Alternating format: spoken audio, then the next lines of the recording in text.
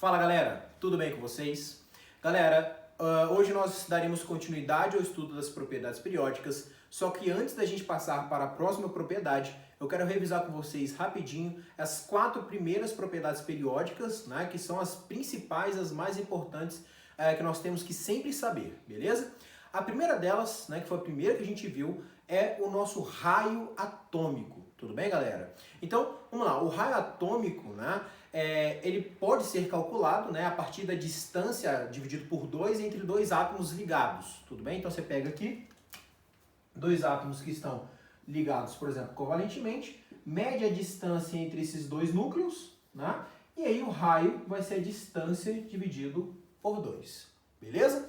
O raio atômico é uma propriedade periódica e ele cresce no período, tá, da direita para a esquerda e na família de cima para baixo, tudo bem? Só relembrando que quanto mais para a esquerda que eu estou, né, eu tenho menos cargas positivas e menos cargas negativas, né? Ou seja, eu tenho menos prótons e eu tenho menos elétrons. Consequentemente, eu tenho tenho uma força de atração menor entre elas e, consequentemente, o raio aumenta. E quando eu tenho uma mesma família, quanto mais para baixo eu estou, mais camadas eu tenho e, consequentemente, eu sou maior. Tudo bem? Então, o maior átomo da tabela periódica é o nosso frâncio. Tudo bem? Ele é o átomo que tem o maior raio. Beleza? E, consequentemente, aquele cara que tem o menor raio atômico, tá? Tirando aqui o hidrogênio e o hélio, tudo bem? Que eu vou desconsiderar eles dois. Nós temos aqui o flúor. Tudo bem? Então, olha só, galera. Visando, então, o flúor como sendo o menor e o frâncio como sendo o maior. Beleza? Então, esse aqui é o nosso, deixa eu colocar aqui em vermelho, raio atômico. Beleza, galera? Então, ele cresce em direção a esse carinha aqui de baixo, que é o nosso frâncio. Beleza?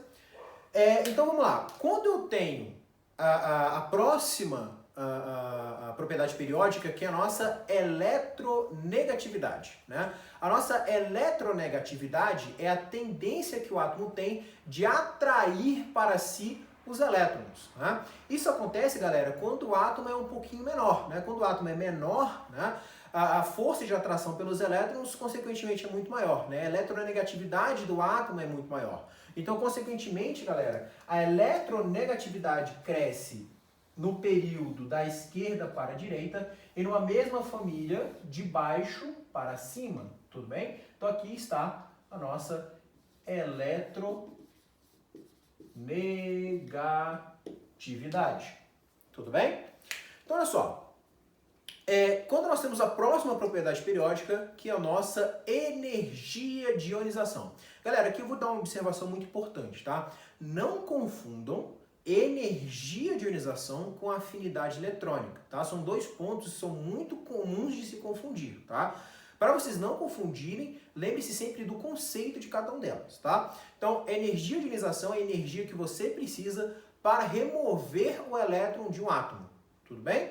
Então, quanto menor for o átomo, né, mais perto o elétron está do núcleo, que é positivo, maior a força de atração entre os dois e, consequentemente, você vai precisar de mais energia para remover esse elétron. Tudo bem?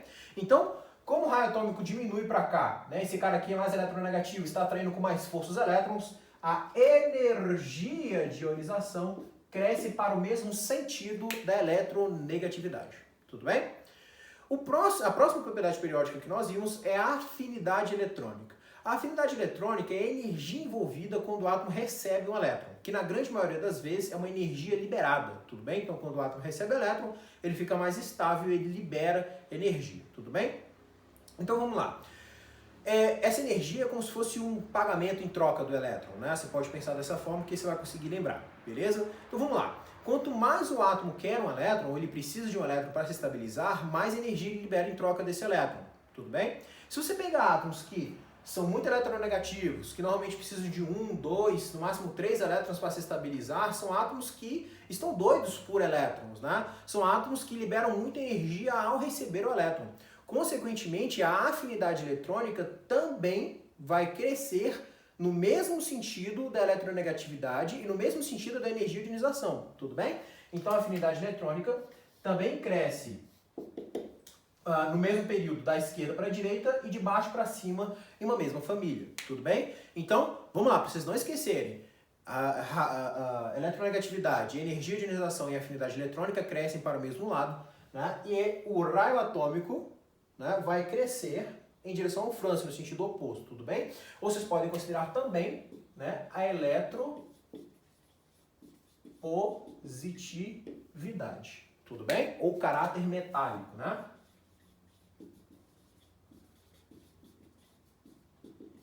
Que é justamente a tendência que o átomo tem de perder elétrons. E faz todo sentido, né? Porque se o átomo é grande, a força de atração do núcleo pelo elétron é muito pequena, então fica fácil você arrancar esses elétrons, né? Então ele é muito eletropositivo, né? Ele tem um caráter de ficar com carga positiva, de perder elétrons, tudo bem? Então essas são as quatro principais propriedades periódicas, são as mais comuns de se caírem em provas de vestibular e no PAIS, tudo bem?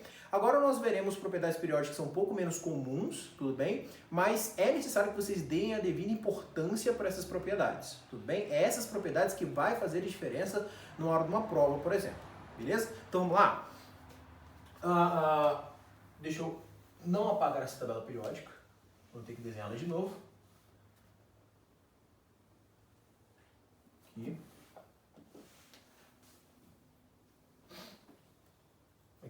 Pronto.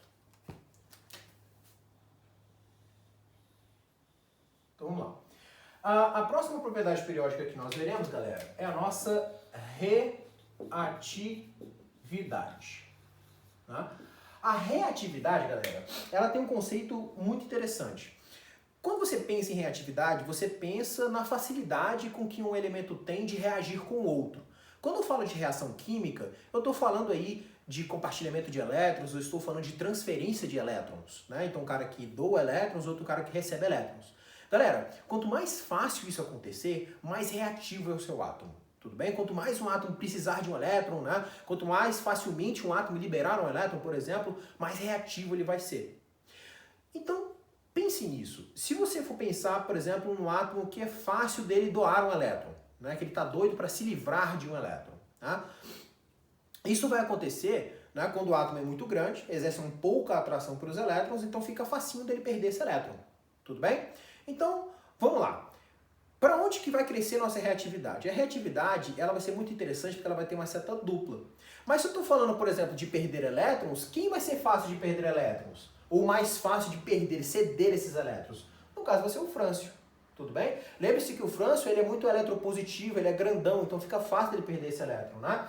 Então, se eu estou falando do cara que é mais fácil de perder elétrons, né? Quanto mais perto do frâncio eu estiver,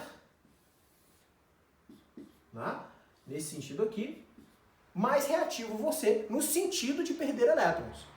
Mas lembre-se que uma reatividade pode ser definida não no sentido somente de perder elétrons, mas também no sentido de ganhar elétrons. Quanto mais facilmente eu receber elétrons, mais reativo também eu vou ser. Né? Então quem é o cara que é mais fácil de receber elétrons?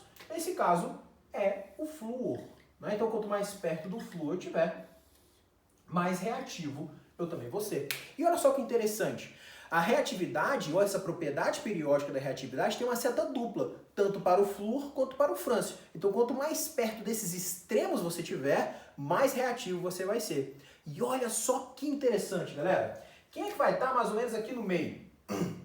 Quem está ali mais ou menos no centro são os caras que são menos reativos, né? Porque eles vão estar no centro, nem mais para um lado nem mais para o outro. E aqui no centro, tá, galera? Estão chamados metais nobres. São os chamados metais nobres. São os metais que normalmente não têm tendência a reagir. São normalmente os metais que a gente utiliza em joias, né? Por exemplo, nós temos aqui o ouro, né? O ouro aí tem baixa tendência a oxidar, né? Nós temos aqui a prata, nós temos aqui o mercúrio, nós temos aqui o cobre, nós temos a platina, nós temos o paládio. São normalmente metais que são metais muito inertes, são metais que não têm tendência a reagir, né? Eles se encontram mais ou menos aqui no meio da tabela periódica, nem mais para um lado nem mais para o outro. Tudo bem? Então essa é uma propriedade periódica muito interessante, a qual ela tem uma seta dupla para os extremos, né? Quanto mais perto do frâncio, quanto mais perto do flúor você tiver, mais reativo você vai ser. Quanto mais no centro, menos reativo você vai ser. Tudo bem? Então é isso, galera. Essa era a reatividade, essa era a propriedade periódica que eu queria passar para vocês. Por hoje nós ficamos por aqui. Muito obrigado e até o próximo vídeo.